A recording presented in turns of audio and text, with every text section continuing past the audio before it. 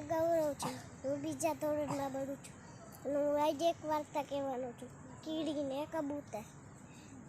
એક કીડી હતી અને એના સામે એક ઝાડ હતું ને ત્યાં કબૂતર રહેતું હતું. અને એક દી વરસાદ આવ્યો તે કીડીનું નીચે ઘર હતું ને તે કીડીનું ઘર હતું ને એ ભીંજાઈ ગયું અને કીડી છે ને નદીમાં તરવા માંડી.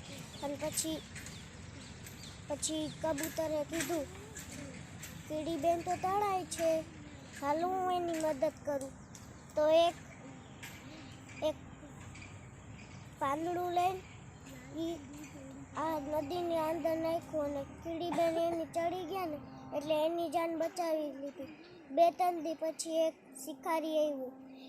એ કીધું કે એને તો એકે શિકાર નહોતું મળ્યું એટલે કે આમ નજર ફેરાવ્યું. પછી એક ઝાડે કબૂતર મળ્યું ને તો એ તીર લગાવ્યું અને કીડી તો જઈ ગઈ હતી એટલે કે કબૂતર મરી જવાનું છે અને એ તો મારું પાક્કું દોસ્ત છે.